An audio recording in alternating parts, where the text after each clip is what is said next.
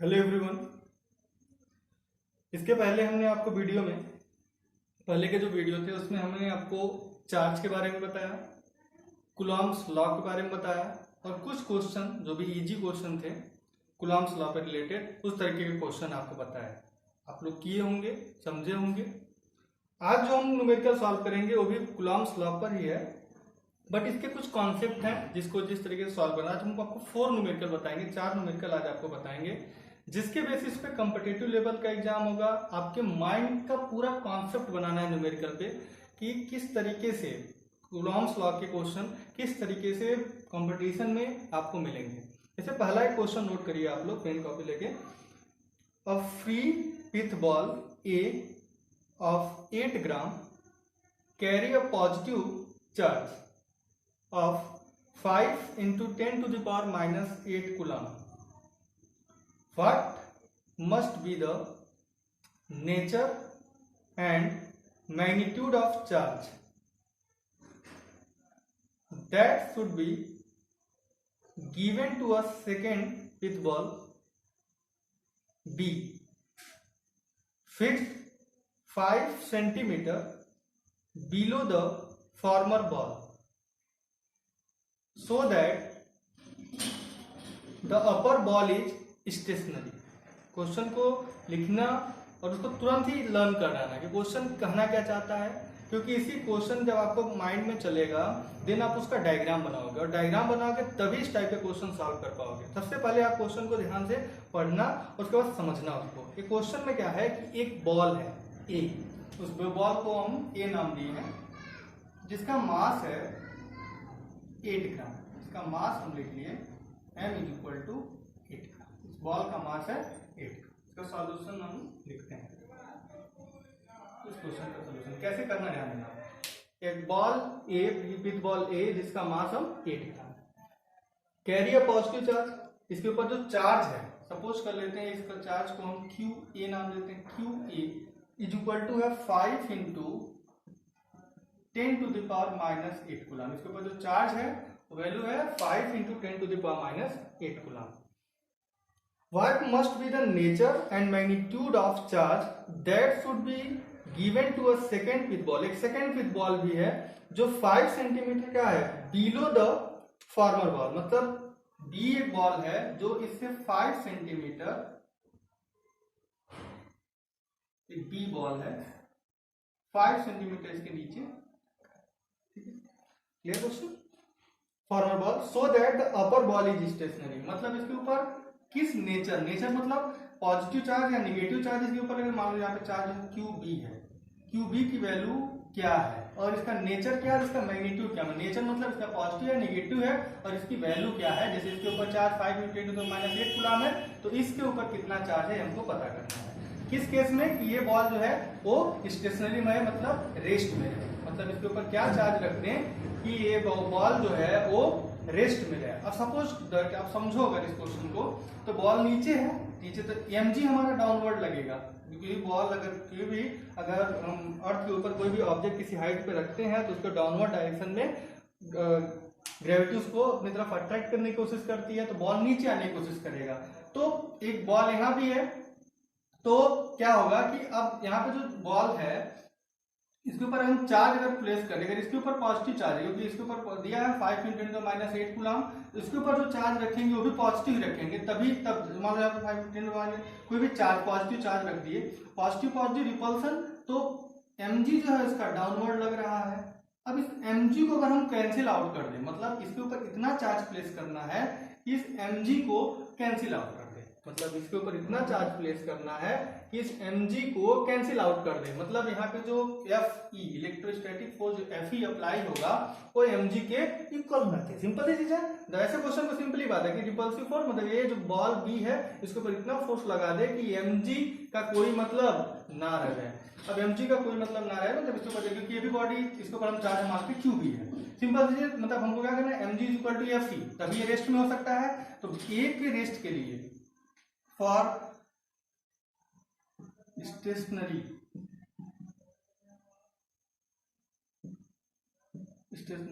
ए को स्टेशनरी करना है, मतलब ए के ऊपर नेट फोर्स 0 होना चाहिए, तभी ये स्टेशनरी हो सकता है। मींस कैसा फोर्स? Balance force.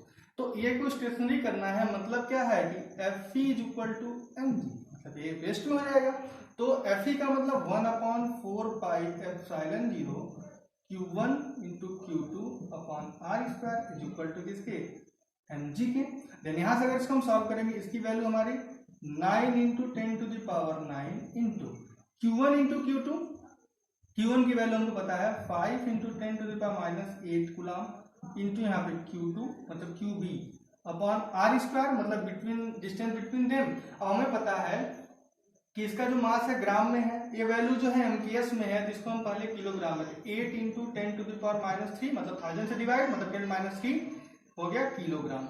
और यहाँ पे सेंटीमीटर इसको मीटर में कन्वर्ट करो, 5 × 10⁻² मीटर। अब इसको वैल्यू हम पुट कर लेते हैं, तो 5 × 10⁻² का whole square equal to m की वैल्यू हो गई 8 × 10⁻³ इंटू g की वैल्यू 9.8। अब हम यहाँ से Q2 की वैल्यू क्या करेंगे? सॉल्व करके फाइंड आउट कर लेंगे।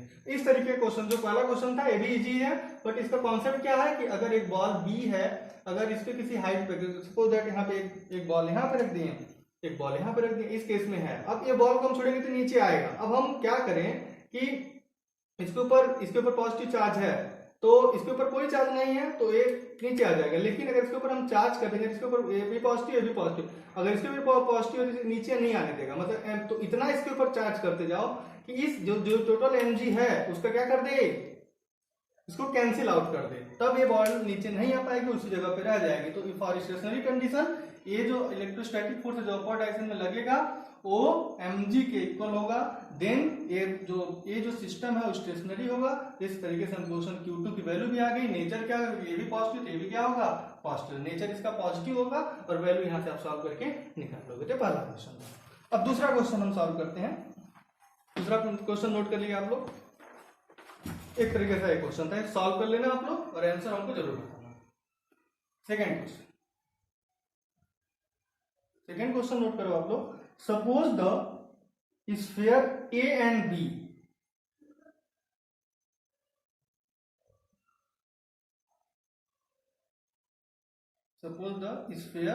A and B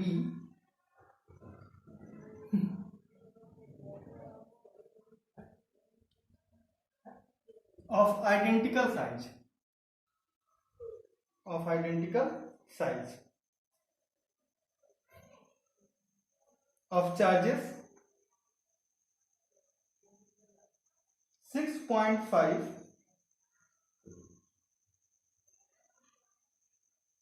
into 10⁻⁷ coulomb. A third sphere of the same size but uncharged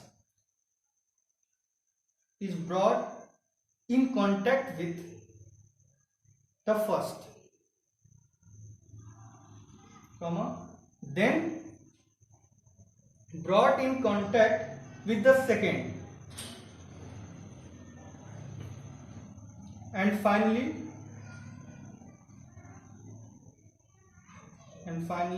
removed from both. What is the new force of repulsion?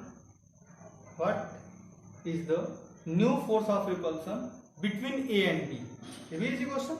Means आपके पास दो आइडेंटिकल बॉल है A और B। Identical size का मतलब होता है कि दोनों का मास सेम है और जो दोनों के ऊपर चार्ज रखे हैं वो भी सेम है।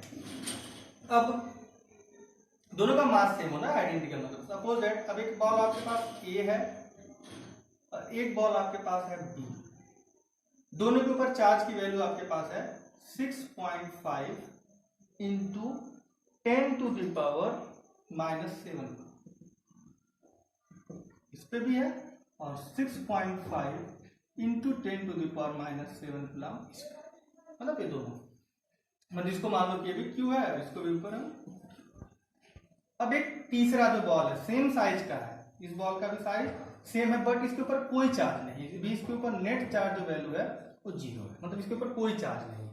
सबसे पहले इसको लाया गया फर्स्ट बॉल के कांटेक्ट में, मतलब इसके कांटेक्ट में लाया गया। सपोज दैट आप इसके कांटेक्ट में जब हम इसको लाएंगे तो हमें जो रिजल्टेंट मिलेगा वो क्या मिलेगा, Q प्लस Q0। Q0 की वैल्यू है 0, यहाँ पे Q मिल जाएगा, टोटल हो जाएगा दोनों को मिलने के बाद Q।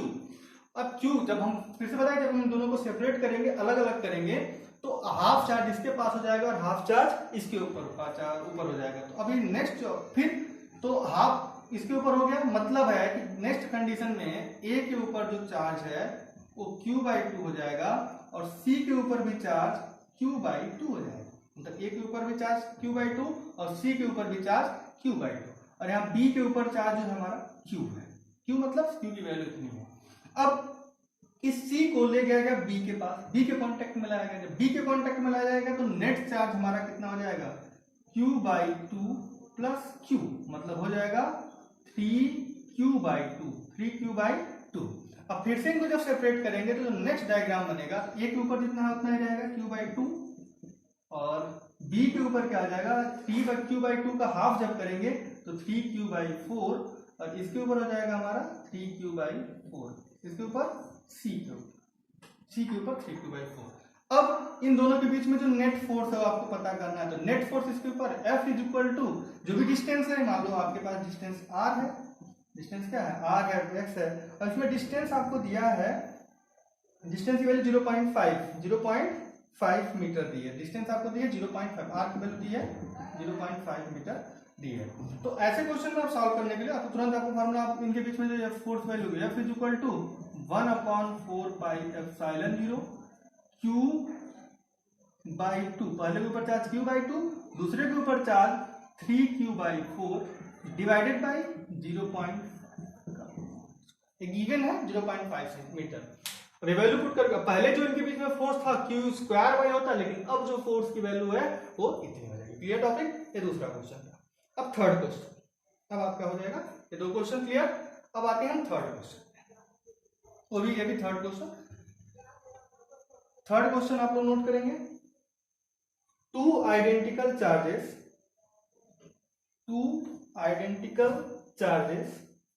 Comma capital Q each,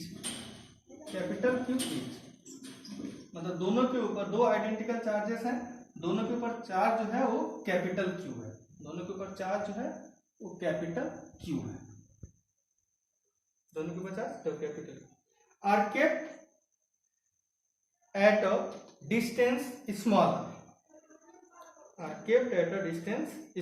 r from each other. A third charge small q is placed on the line joining the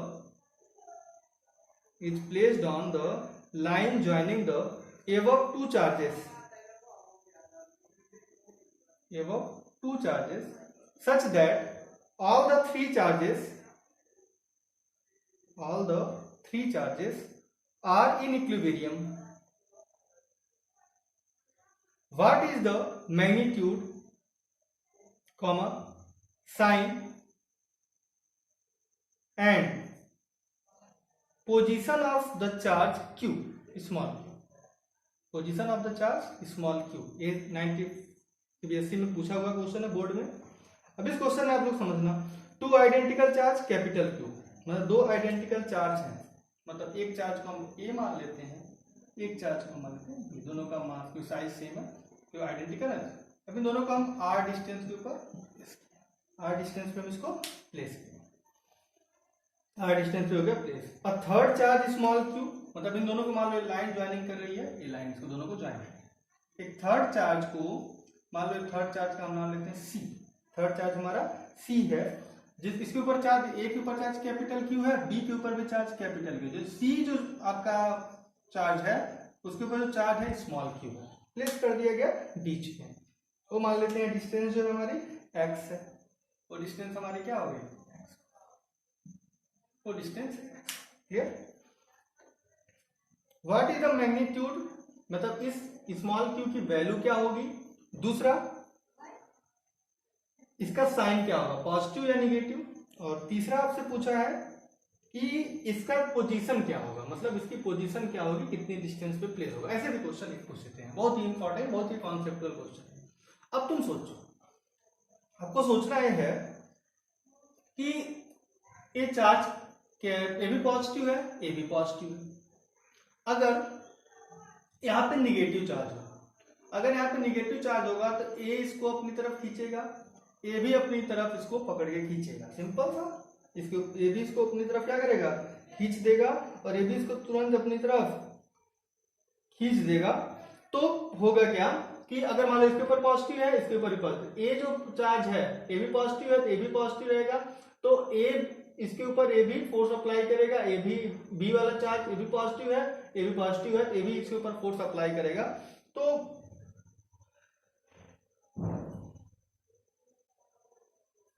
तो क्या होगा, जो यहाँ पे जो चार्ज है, अगर ए भी पॉजिटिव है और ए भी पॉजिटिव है, तो इसमें इसका जो मैग्नीट्यूड है, इसका जो मैग्नीट्यूड है, तो इसके मिड पॉइंट पे आना चाहिए। अब इस क्वेश्चन में अगर आपको समझने का है, तो इसका जो चार्ज है, इसके जो अगर ये मान लो पॉजिटिव है, ये आपका होना चाहिए निगेटिव, ये आपको इसके अपोजिट होना चाहिए, इसके चार्ज जो वैल्यू होनी चाहिए इसके अपोजिट होनी चाहिए। तो इस केस में हम देखेंगे, इस केस में आपको जो देखना है वो क्या देखना है, तो इस केस में आपको जो फोर्स लगेगा, मींस ए वाला जो चार्ज है, ए वाला जो चार्ज है इसको फोर्स इधर तरफ, ए वाला जो चार्ज है इसकी तरफ फोर्स, तो इसका जो फोर्स है इस साइड में, इसका जो फोर्स है इसका इस साइड में। तो यहाँ पे जो चार्ज मान लेते हैं F1, इस चार्ज को हम लिख लेते हैं F2, means F1 is equal to F2, तभी होल सिस्टम किस केस में रहेगा, इक्विलिब्रियम में रहेगा, मतलब ये संतुलन में रहेगा। कब, जब F1 इज इक्वल टू क्या होगा, F2 होगा। अब ये लेंथ हमारी x है, ये हमारी जो लेंथ होगी वो r माइनस एक्स। अब पहली केस में अगर हम देखें F1 की वैल्यू, तो F1 की वैल्यू जाएगी 1/4 pi epsilon 0 capital Q into small q upon distance x square is equal to 1/4 pi epsilon 0 small q into capital Q upon r minus x का होल स्क्वायर। अब यहाँ 1/4 से कटा, ए भी इससे कैंसिल आउट, तो इस केस से 1/x square is equal to मिल गया 1/r माइनस एक्स का होल स्क्वायर। अब टेकिंग बोथ साइड रूट ले लेते हैं दोनों साइड में, दोनों साइड अगर हम रूट लेंगे तो यहाँ पे 1/x हो जाएगा, और यहाँ पे 1/r माइनस एक्स हो जाएगा, 1/r माइनस एक्स। तो इस केस से अगर देखा जाए तो r minus x is equal to x, तो 2x इज इक्वल टू हो जाएगा r, x is equal to r/2। मतलब इस केस के लिए आपको होना चाहिए कि जो लेंथ है, मतलब ये जो लेंथ होनी चाहिए टोटल लेंथ की हाफ होनी चाहिए, इधर भी r/2 और इधर भी, मतलब इसकी जो पोजीशन होनी चाहिए मिड पॉइंट होनी चाहिए, और इसके ऊपर जो चार्ज का जो साइन होना चाहिए वो इसका अपोजिट होना चाहिए। और तीसरा क्या पूछा, इस चार्ज की वैल्यू क्या होगी, तो चार्ज की वैल्यू अगर हम देखा जाए तो सिंपल सी चीज है, अगर एक इक्विलिब्रियम केस में है तो नेट फोर्स, मतलब कहीं इसका फोर्स, इसका फोर्स, मतलब तभी नेट फोर्स, मतलब ये होल सिस्टम किस केस में रहा है, इक्विलिब्रियम। अब होल सिस्टम इक्विलिब्रियम में है, इसका मतलब क्या है कि AB का जो फोर्स है वो इसके फोर्स के इक्वल होना चाहिए, मतलब AF AB, मतलब इस केस में अगर देखा जाए तो 1/, मतलब ये होल फोर्स मान लेते हैं, होल फोर्स आपका F है, F is equal to F1 के होना चाहिए, F मतलब इन दोनों के बीच का फोर्स, तो F की value 1/4 pi epsilon 0 into capital Q upon distance r, तो r square is equal to 1/4 pi epsilon 0 capital Q into small q upon x square, cancel out, capital Q से capital Q भी cancel. अब x is equal to r/2, x is equal to यहाँ पे r/2 put करेंगे तो q by r square is equal to q by r square by 4, r square से r square cancel, तो q is equal to 4q means small q is equal to capital Q by 4। मतलब इसके ऊपर जो charge का magnitude है वो इस चार्ज का 1/4, और जो डिस्टेंस है, पोजीशन है, वो मिड पॉइंट, और जो इसका साइन है वो क्या होना चाहिए, इस चार्ज का अपोजिट। ये तीसरा क्वेश्चन। नेक्स्ट क्वेश्चन जो है आपका, ये भी एक इंपॉर्टेंट क्वेश्चन है। अब इस क्वेश्चन में क्या है, ध्यान से इसको समझना और लिख लेना क्वेश्चन एक बार। इस क्वेश्चन में है two small sphere each having mass small m, two small spheres each having mass small m, each having mass small m kg, and charge small q coulomb,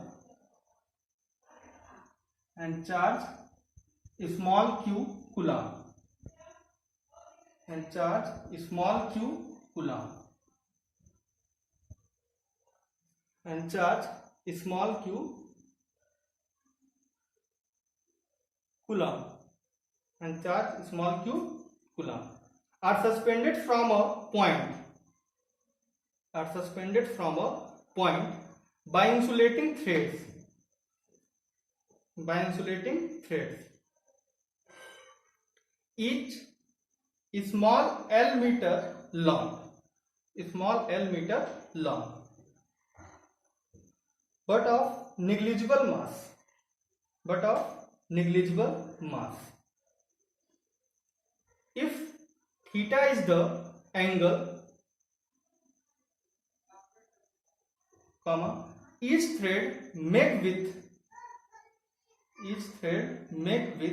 the vertical vein, make with the vertical vein equilibrium has been attained, equilibrium has been attained, so that q square is equal to 4 mgl square, 4 mgl square sin square theta tan theta into 4 pi epsilon. ये आपको show करना है कि Q square की value कितनी होगी। सबसे पहले क्वेश्चन को पढ़ें। Two small sphere each having mass small m kg and charge small q coulomb are suspended from a point by insulating thread each small l meter long but negligible mass। मतलब ये क्या है कि thread ले लेते हैं, दो thread हम ले लेते हैं, दोनों थ्रेड की जो लेंथ है स्मॉल l मीटर है, इससे हम दो चार्ज, दोनों चार्ज सेम नेचर के हैं, तो इसके एक के ऊपर भी चार्ज स्मॉल क्यू, इसके ऊपर भी चार्ज स्मॉल क्यू, इससे गिरा दिया गया। एक वर्टिकल लाइन यहाँ से ड्रॉ कर देते हैं, इनके बीच का जो एंगल है वो थीटा है, यहाँ से भी एंगल थीटा बना दिया। क्लियर? अब इसके ऊपर भी चार्ज, एक पॉइंट हम मान लेते हैं ए, इस पॉइंट को हम मान लेते हैं। क्लियर? हाँ, तो अब ये थ्रेड है, ये पॉइंट को हम बोल लेते हैं ओ। अब इफ थीटा इज एंगल, दोनों साइड से एंगल बन गया। क्लियर है? इस thread vertical when equilibrium has been attained. तो हमको बताना है कि क्यू स्क्वायर, मतलब इस क्यू स्क्वायर की जो वैल्यू है ये 4 mgl square sine square theta tan theta into 4 पाई एप्सिलॉन 0 के इक्वल होगी। ये हमको बताना है, प्रूफ करना है। अब सबसे पहले इस क्वेश्चन को अगर आप तुम ध्यान से सोचो और समझो तो आपको क्लियर करना पड़ेगा। सबसे पहले कॉन्सेप्ट, सबसे पहले ये जो बॉल है इसका मास स्मॉल m है, ये गिवन है आपके पास। अब इस बॉल का जो मास होगा वो हैंग, मतलब इनके इसके ऊपर भी चार्ज पॉजिटिव, इसके ऊपर भी पॉजिटिव, इनके बीच में रिपल्सन है, दोनों दूर भाग रहे हैं, दोनों दूर भाग रहे हैं। तो अगर इसके जो डाउनवर्ड डायरेक्शन में क्या अप्लाई हो रहा है mg, मतलब इसका जो वेट है वो डाउनवर्ड डायरेक्शन में एक्ट हो रहा है, इसका भी सेम वेट mg जो है वो डाउनवर्ड डायरेक्शन में एक्ट हो रहा है। मतलब अगर मान लो झूला है, झूले को अगर हम ऐसे मूव करा, झूला ऊपर जाएगा तो इसका mg जो था डाउनवर्ड वर्क करेगा, तो ये मूव होते हैं इसी पोजीशन में आता है सिर्फ इस mg की वजह से। मतलब इनके बीच में जो चार्ज अगर हटा दे तो बॉडी फिर से अपनी इस पोजीशन में आ जाएगी, इस वर्टिकल लाइन में आ जाएगी। तो mg की वजह से ये इस वर्टिकल लाइन में आ रही है, तो इसके ऊपर mg जो है डाउनवर्ड डायरेक्शन में एक्ट कर रहा है बाय रूल, ग्रेविटी के रूल से। अब इनके बीच में जो रिपल्सन फोर्स लगा है उस फोर्स को हम बोलेंगे इलेक्ट्रोस्टैटिक फोर्स, हमारा इस डायरेक्शन में लगा है, ये हमारा हो गया। फिर जो फोर्स है वो इसका इधर भी और इसका भी इधर अप्लाई हो रहा है। क्लियर? अब इस कॉन्सेप्ट को समझो। इस पॉइंट को हम मान लेते हैं P पॉइंट, इस पॉइंट को हम मान लेते हैं P पॉइंट, ये P पॉइंट है। अब हमको इस क्वेश्चन में एक चीज ध्यान रखो, आप लोग 11th में पढ़े होगे मोमेंट पढ़े हो, तो आपको पता है कि अगर कोई सिस्टम है